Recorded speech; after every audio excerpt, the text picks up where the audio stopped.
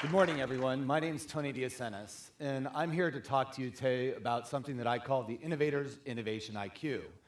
And more specifically, I'm here to talk to you about a skill that most innovators use all the time, but never think about. Most innovators have been practicing it their entire lives, but never really think of it as a skill. Now, there's a lot of different things that you can do to increase your innovator's IQ.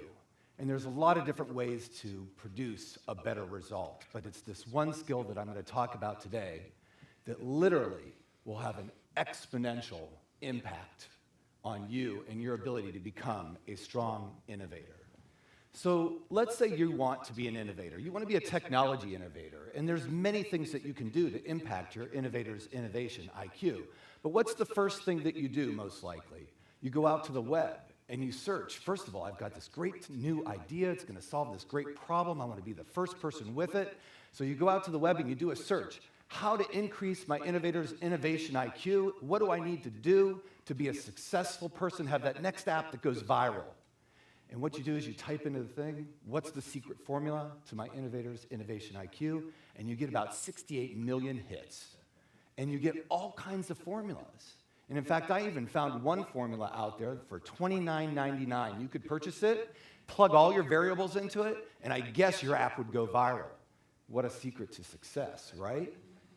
But still, it didn't seem to catch on for many, I'm sure, because they're still thinking, what is that one skill that I can do? What's that silver bullet that I can apply? Well, surely I must need to read a book. There's plenty of books out there, so I go to Amazon, and I do a search.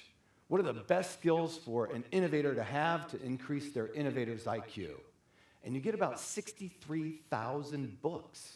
The Art of Innovation, 10 Steps to Greater Innovation, all different kinds of methods, techniques that teach you how to be a great innovator, all encompassing things like how to create a marketing plan, a go-to-market strategy, all different ideas performed or written by many very successful people.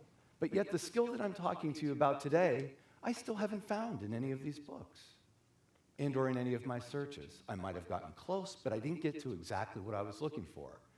And that is the skill of table selection. Yes, it's that simple, and it is that powerful.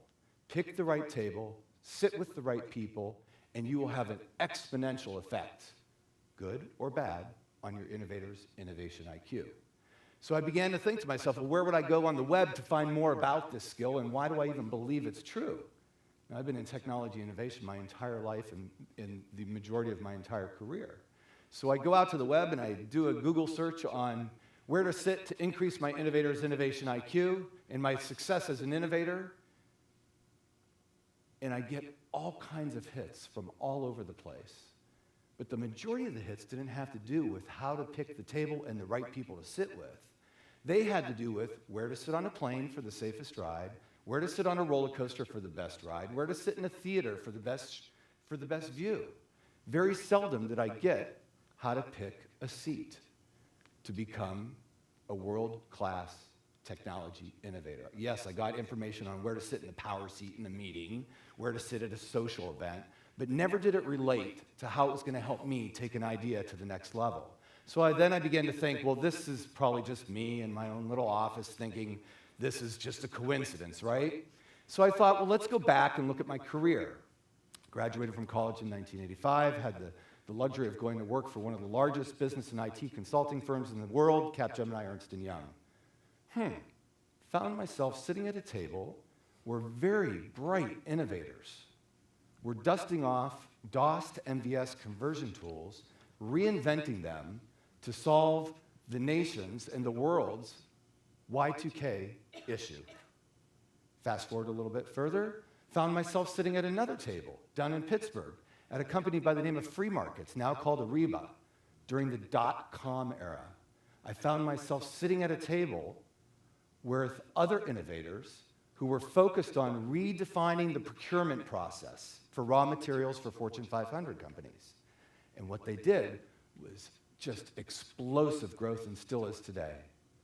Fast forward even a little bit further, and I found myself closer to home, sitting at a table with a team of individuals who were reinventing the audience response technology at Turning Technologies in the Youngstown Business Incubator. and I had the fortunate opportunity of being part of that organization. And today, I find myself sitting at a table reinventing a new technology about messaging with visions of reinventing email. And I'm sitting at a table with other innovators at an incubator. And I believe that out of all the books that I've read and all the research that I've done, the common thread on this road was picking the right table to sit at conferences, picking the right table to sit at with other individuals, people that would challenge my inner innovation, my innovator's innovation IQ, and take it to the next level. So then I began to look at famous innovators, and I found the common thread. Sure, they all had good business plans, they all had great ideas, but when you followed their career and you saw the people they interacted with and the tables they sat at, it wasn't about how much research they did on the internet. It wasn't about the books that they read. It was about the tables they selected to sit at throughout the development of their career. So this is something we've been stressing about and thinking about our entire lives. It's kind of hard to believe, but go with me for just a minute back to middle school. What was the most important table in middle school? Now, this is not grade school where they told you where to sit. This is middle school where they gave you a choice, the lunch table. When you picked that lunch table to sit at, what did it do? The people you sat with defined your paradigm. They defined what you did during lunch. They defined what you did after lunch. They decided your behavior. They defined how other people looked at you. They began to define who you were. Now, in the 5th grade, I was a viola player in the orchestra, and this was back in the day when it wasn't quite as popular to be who you are. So guess what table I sat at, right? So I sat at a table as a viola player with other people in the orchestra. And I believe, as I reflect back, I learned some core skills as a technology innovator from sitting at the table.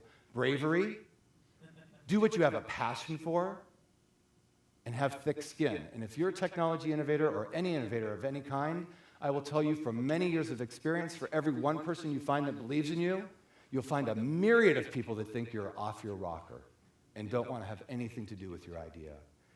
Selecting that table to sit at taught me those core skills and values and affected the outcome. Today, all these years forward, my nephew goes to a school up the street. For the first 2 weeks of a semester, they give the students the opportunity to pick any table they want in the cafeteria. After the end of the 2 weeks, you're locked into that table for the rest of the semester with people who will define you. They will define the way you think, the outcomes of your life, where you will go and what you will do after the lunch period, and how people will perceive you. Imagine this. What if you just got a new job, or you went into the office on Monday, and your boss came up and said, I want you to go sit in a variety of places for the next 2 weeks. And at the end of the 2 weeks, I want you to pick the best spot to affect your innovator's innovation IQ. And take that seat. Surround yourself with the people that you know will help you be a better problem solver. Don't just sit where we tell you to sit. How might that change your outcome? Are you sitting in the right place at work today? So we think about this all the time, and my question is, how often do we think about it in our professional lives? Where are we going to sit when we go to a meeting? Where are we going to sit when we go to a conference? Take your average dinner party that you're going to, maybe this weekend, or you've been to one before, and you're going there with your spouse or your significant other. It's at a restaurant, and you get there, you know there's going to be 7 couples, 14 chairs, 1 long, narrow table, and on the way there, somebody says, you know what? In order to make this a great evening and to predict our outcome for the evening, and we're going to have a lot of fun, let's make sure we sit by so-and-so. You have a discussion about where not to sit, where to sit, and where you sit is going to affect your energy level for the night and how much fun you're going to have. And perhaps if it's a great night, you'll even spend the rest of the night going out dancing and having a great time. And if it's a bad night, it's aspirin and straight home. But yet, when was the last time you and your colleagues on the way to a conference had a discussion about where's the best place for us to sit to have the best conference? Who are the people we're going to sit with to tap into our inner innovation? We don't usually talk about it. We usually think about the content people are going to share with us, the speakers that we're going to talk to. We don't necessarily think about who can I go sit with to tap into my inner innovation. It's a skill that when utilized can clearly take your inner innovation to the next level. There's also things that I call unlikely tables. Tables don't always have to be at work or conferences or conventions. Every Sunday, I sit at the same dinner table with the same people at the same location, and I sit at the same chair across from the same individual. And I end up engaging in conversation with this individual, and he talks about combining technologies in ways that I've never thought of. He talks about building cities and fighting wars with people that he's never met, and buying currency and defining currency in a way that I've never even understood. But yet I learned so much from this individual, and he's 14 years old, has no budget, no income, no net profit, and no disposable income to buy any resources himself. And he really just challenges me all the time to go into the office the next day from this place that I chose to sit at, challenges me to change my paradigm when I walk into the incubator, to not think about it the way I was taught to think about it in a completely different way of how I can combine different types of technology in a way to produce different results, to have a significant impact on my innovators' innovation IQ. Very few innovators show up as a solo act, and that's the one challenge that we all have to remember. It's not about the research that we do on the internet. It's not about the books that we do. Certainly they all help. Certainly they help perform and give you a great foundation. But it's not until we decide where to sit and the people we sit with that we're taking control of how we're truly going to have an impact on that common thread over years of our careers and end up in a place where your innovator's innovation IQ is skyrocketing. And oh, by the way, remember, if you sit at the wrong table, get up and move to another one. In closing, I'd just like to ask yourself today how many of you thought about where you would sit when you got into this auditorium, not in relationship to having a good seat or a good view or hearing the content, but did you sit next to somebody that you could converse with intellectually about your idea about how to be an innovator?